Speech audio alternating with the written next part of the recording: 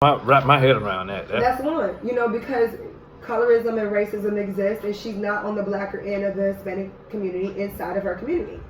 So I think you guys get somewhat confused when y'all see women of color that aren't black and think, oh, they're cool. Same thing with Asians. Darker Asians get treated like shit by the whiter Asians. Chinese treat the Filipinos and the New Guinea Asians like shit. And New Guineas look like us. They got nappy hair, full nose, dark skin. They murdering them left and right in the forest and taking their land. But you laying up with this Chinese chick and you laying up with this white Filipino chick, because the white Filipinos treat the dark ones like shit too, thinking that, you doing something different. No, that's just as bad as laying up with Becky. Right. Like, it's just as bad. Like, the only reason she dealing with you is because she sees upper mobility. Most Asians, their parents, their grandparents, they don't rock with black people. Period. You see that every time they harass us in the beauty store. Trust me, I know. They don't rock with us. My sister, I ain't gonna put on blast, but she had an issue when she went to New York a couple years ago. That's all I'm gonna say, cause I know she gonna be like, "Boy, you better tell my business." But yeah, she had an issue with that in New York. And they're so funny. Like, I know colorism exists with them because they won't give me a lot of break because we're about the same color.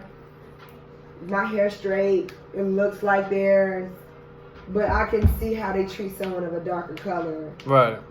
And I'm like, whoa, what you don't know is we the same people. Like, we got a ring. Hello. My grandma was chocolate. Don't do that. I'm going to have a whole problem. You know what I'm saying? The woman that nursed me, when I was too weak to feed myself, changed me. When I was sick, made sure I had medicine. She was chocolate. Right. I got a real issue with you disrespecting a woman because she's darker or a man because she's darker. Like, I hate the colorism that exists inside of our society along with outside. So colorism just with them black people. Mm-hmm. That shit is crazy. It is very crazy. Oh, it goes my both ways. God, it's crazy. It goes both ways. Like, a lot of people think that, like, if you're lighter, you don't go through it. You do. They think if you light skinned, you have some type of privilege and you have a better life. They think that, but it's really not that. That's what people think. Cause my mom's light skinned and my grandmother was light skinned, and they went through the same. I mean, I think it's worse because it comes from your own people. You know what I'm saying? You think you're safe around your own people, and it's not just words. Like, girls will physically try to hurt you. And I get it because people of other races physically try to hurt them, so they're just displacing or projecting what they went through. But, like, I don't think they understand that, like, everybody got dark skinned and light skinned people in their family. Like, everybody. I remember. Go ahead, I'm sorry. You're fine. I remember the first time I went through, I guess, colorism with my own people. And I didn't really fully understand it until I got older. And my grandmother witnessed it. And I saw her, like, have tears in her eyes. But it took me getting older to realize. And I think she just felt bad because she was like, I had to go through this same thing and I was dark. You know what I'm saying? Like, at least I thought that she wouldn't, because you want more for your children. Basically, I'm asthmatic and I had an asthmatic attack. Uh-huh. So I couldn't go to school. Or preschool, whatever I was in. I think I was in school at this time. And it was getting towards the summer months and whatnot. And basically they kept me at home and my parents went to work, so my grandmother kept me while they were at work. And I stayed up under her. And she went to go hang out with a girlfriend of hers who was also brown skinned like my grandmother. Uh-huh. And if you have a child that's asthmatic, you probably know the drill. If you don't, basically after a child has an asthma attack, and like several like I had that night, you're depleted. You sleeping all day. You're not moving. You're depleted. Right. So she's like, my granddaughter's not gonna be no problem. She's gonna lay right here on the couch. I'm gonna go get us a couple beers and cigarettes. I'll be back. 5 minutes. So, I lay there on the couch. The lady wakes me up. And she basically says to me, they think you too good to be out in the sun because of your yellow skin. You gonna get outside like the rest of the kids. So she put me outside, and it was like 90 degrees. And I think it was like early August. Like I had just started school. Well, first of all, you're not I'm yellow. sorry, not early August. Like it was like late, you're really not late yellow, August. but that's what she said. Go, right. You know what I'm saying? That's how old people talk. Yellow, red. That's how they talk. Yellow. You know what I'm saying? Yeah, right. Yellow, red. Right. That's how they talk. You know what I'm saying? Red, yellow, right. black. You know what I'm saying? Right. So she put me outside, and I remember trying to stay in the shade because I knew that if I got hot again, you're gonna have another one. I was gonna have another damn attack. So I'm like squeezing in like the crevices of like her patio, trying to block the sun. And my grandmother comes, and she's like, "What are you doing outside? What are you doing out there?" Right? She's like, "You know, you're not supposed to be outside." And I basically told her what the lady told me, not knowing it was something wrong. I just repeated what I had heard. Grandma, I'm light skinned, Grandma. I'm like, she told me to get outside because my skin's too yellow. So in my grandmother's eyes, I saw tears. And them tears are I angry. thought that, I think they were hurt. I don't think they were angry as much as it was hurt. Because I didn't understand. I bet you turned from hurt to anger. She was. Tears always turn from hurt to anger. Probably was. Believe that. Did. I never saw that lady again, but looking back on it, that was the first time. I was 5. And I just really want us to come to a point that, like, where we realize the most beautiful thing about our people is our range. You know, I think that's the most beautiful thing about that is us. pretty cool if you think about it. It's awesome. You know, we got the biggest range we do ever. Light, red. Wesley Snipes, Denzel Washington. Like, I think it's dope. Yeah. The hair texture, like everything, like in between. I think it's important that we keep this movement of celebrating our diversity, like forever. Like that needs just to be the mark forever. Like we don't ever hate because someone's light or someone's dark. Right. I've definitely heard people like try to tell me I didn't like dark skinned people, and I was like, "What are you talking about?" Yeah, like I can tell you don't like dark skinned people. I'm like, "What?" Let me ask you this question. Let me ask you this question. And I asked it before, but it was just kind of in a joking way. But I'm gonna go ahead and say, 'cause I ain't scared of none of y'all. So, what's the difference in me saying? Hold on, let me clarify. I've never said it or never thought it. Okay. I'm using myself as an example. What's the difference from me saying I don't date dark-skinned women or black women opposed to Chris Brown saying it and still having millions of followers and fans? What's the difference? There's no difference. That's all I want to hear you say on He's just record. famous. He was wrong for saying it. And that's my point. My point is, somebody made, I think it was Dr. Umar Johnson. Oh Jesus, what did he say? He made a comment. This was like a year or two ago. Black folks can't live without entertainment. So no, we are entertainment. He didn't say it right. Well, okay, we are entertainment. So it's like whatever happens in entertainment, it's a we get a pass for, or some people get a pass for what they do. Like I don't have no problems with Chris Brown, but I'm just thinking like if a regular dude in the street had the issue with Rihanna or make that comment, he the worst dude in the world. Here's the flip mode. His daughter is the light-skinned bitch with the good hair. Oh. So when he said it, he was talking about his own kid. I mean, same way with Kanye West. He used to call mixed girls and light-skinned girls mutt. Well, your daughter's a mutt. Wow. I didn't know Kanye said that. He sure did before he started getting with, you know, who he's with now. True. When he was in Kim K. I like Kim K though. Fuck Kim K. Yeah, I'm gonna tell you why I like Kim K. It's the same reason why people like Trump. Cause she's a straight shooter. You know what you're getting.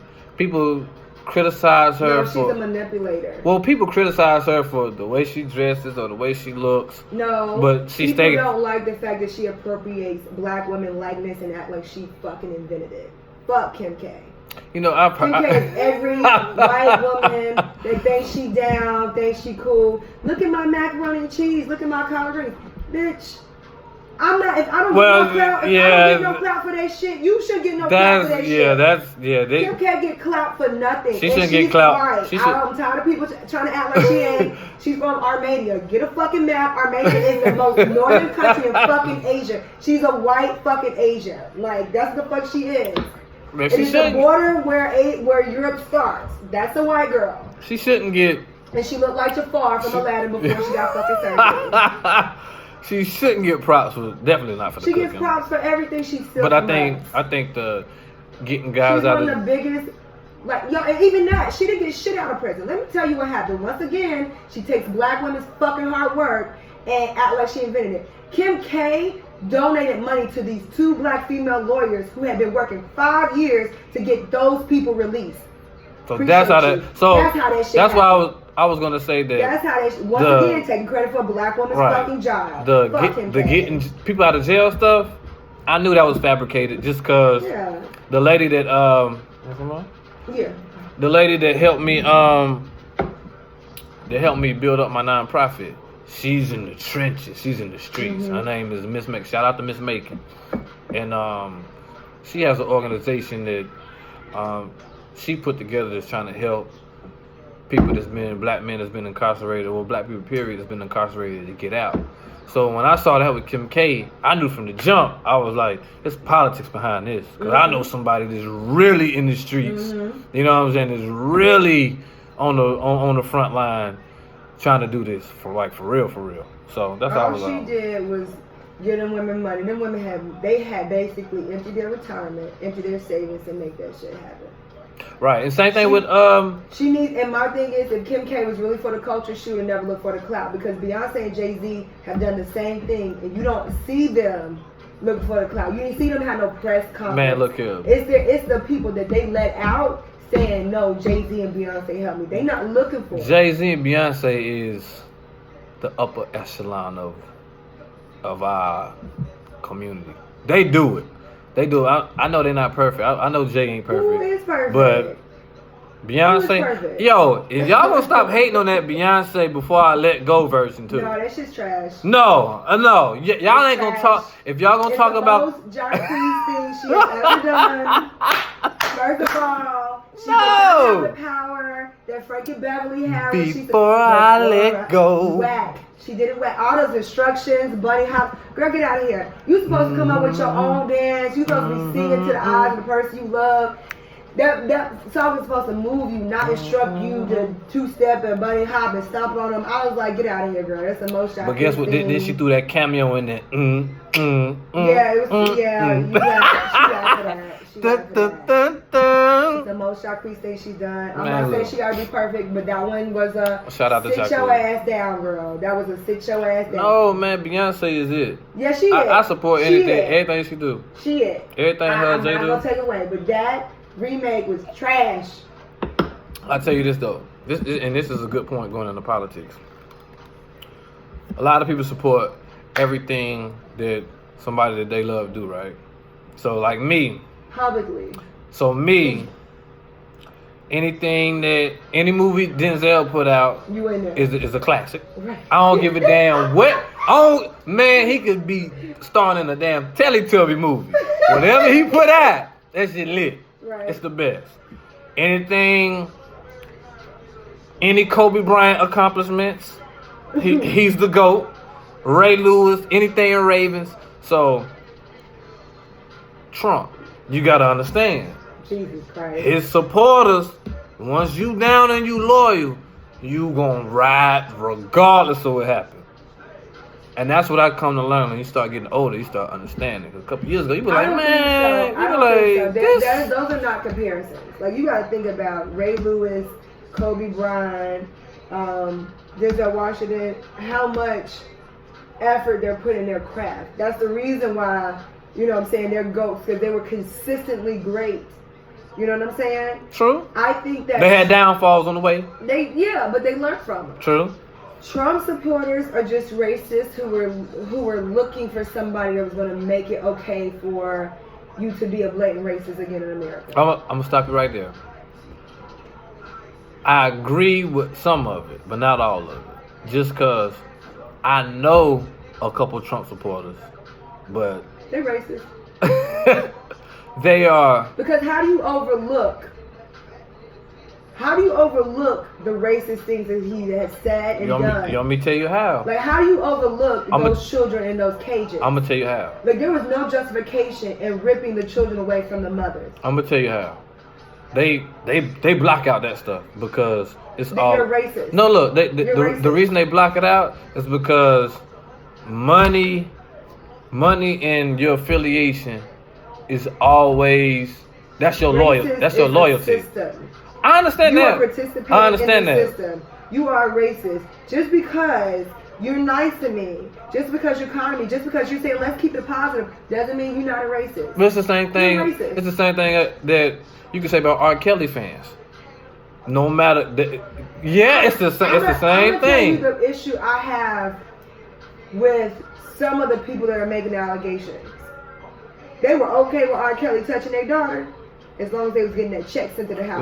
Well, that's a whole different. I feel like R. Kelly needs to be locked up. Their parents need to be locked up. And I feel like when they let them kids get touched and was okay with it as long as they was getting a check, then they left room for that's people. All bad. Then they left. It is. That's and bad. They left some room for people to be like, I'm not about to incriminate this man because they told me he was down. At the end of the day, it's different. It's a different situation, and I'm gonna tell you why.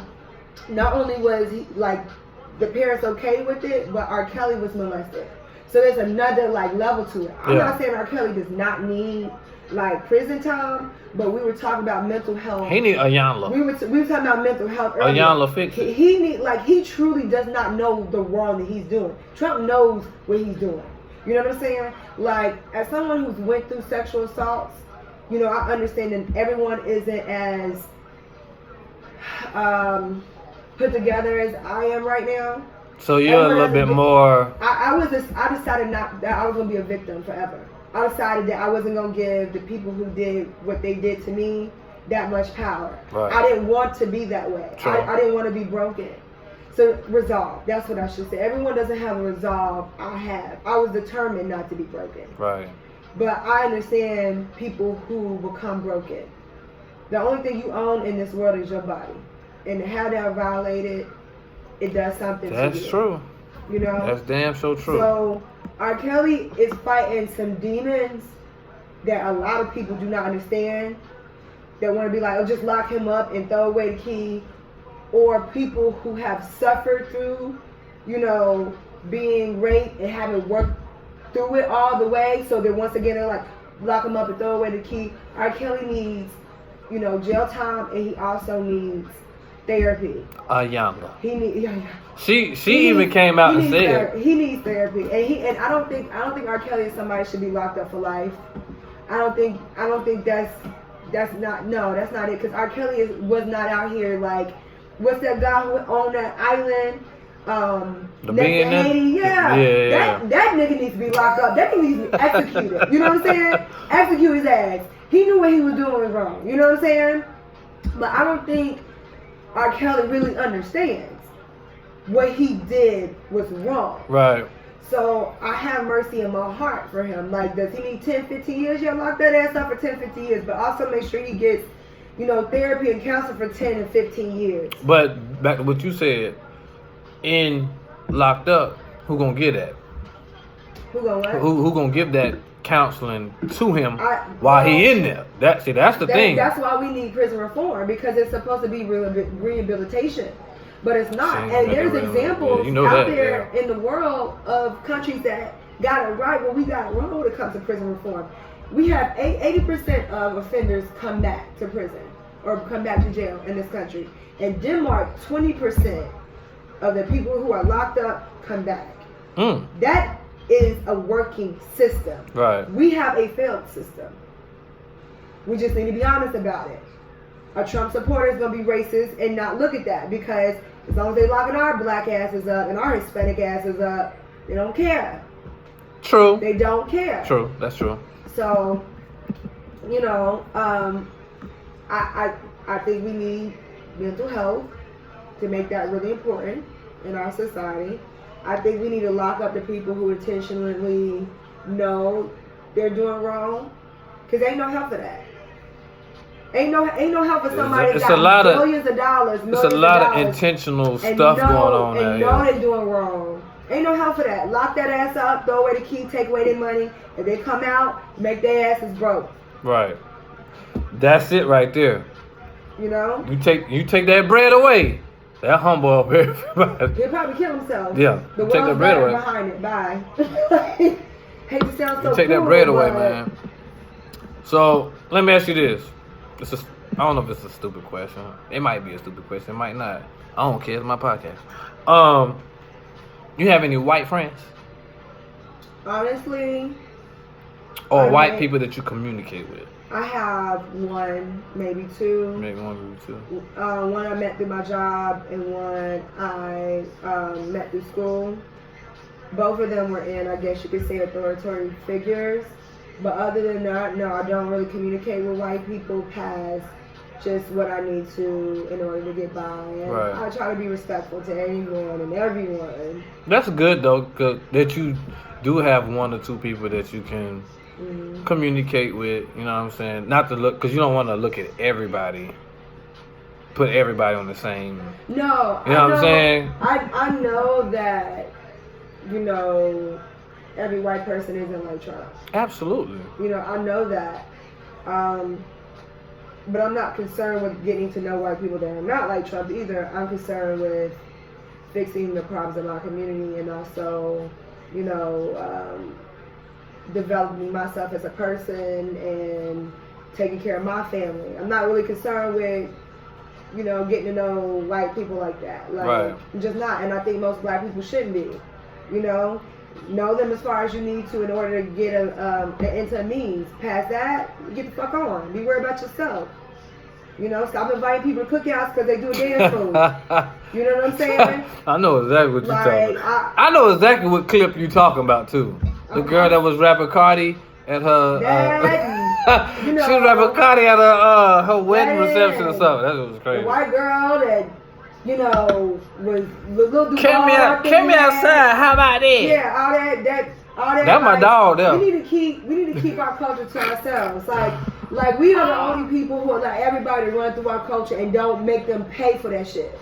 Right. We the only ones. We let them take our style, our lane. Like we let them take everything. Asians don't let you take their nails without paying them. You know what I'm saying? Ralph Lauren taxing you for his fashion. Get your own nails. You know what I'm saying? But that's their culture. Those nails came from their culture. Right. So understand why they got a monopoly on it. They kind of deserve it because that's their damn culture. You know what I'm saying? People down Shea Moisture because they was trying to get that white dollar. Why not? That made no damn sense to me. Black women went hard on it. How they gonna have a commercial with a white girl in it? Fuck that. Let them have that. As long as they don't change the formulas to what works for our hair, as long as it's a black-owned company, I hope white people start buying that shit. Get that check. You know what I'm saying? I mean... Get that check. You know, I'm sick of us with that silly shit. Like, nah, they gonna get our culture. They need to pay us for it. Like, nah. So, no, to answer your question, I don't have many white people as friends. You know... It is what it is. I just look at them as a means to end, but also I'm not cruel. It's not my nature. Like if I saw a white guy on the street and a black guy on the street that's hungry and homeless, feed both of them. I'm gonna feed both of them. You know.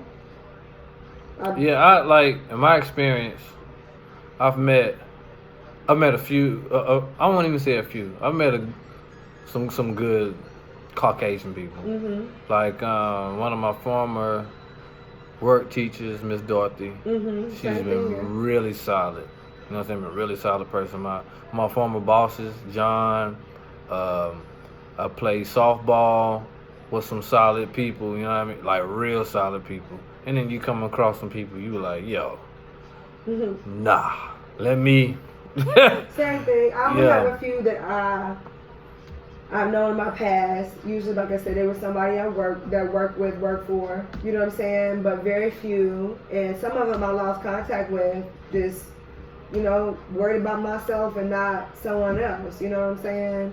And that's the war. That's the war in our community we fight, because we come across situations sometimes where we'll look at a situation. I'll say Tupac. Even Pac said his first opportunity was given to him by a white man, not a brother, when he was trying to get on. So we come across things where you don't know that person's intention, but when they give you it's like what they call it, pulling crabs out of a bucket. You think that person is like, you gotta watch it. You know what I mean? But then at the end of the day, when you're a family-oriented person, you're like, well, this person did this for my family. So whatever their beliefs are, it's a deep thing. You know what I'm saying? It's really deep on how you. People gotta understand too about white culture. Okay, most white people they're not trying to do shit for you unless they can capitalize off you. First of all, second of all. Hello. Most of them are not. You know, like the ones that help you out.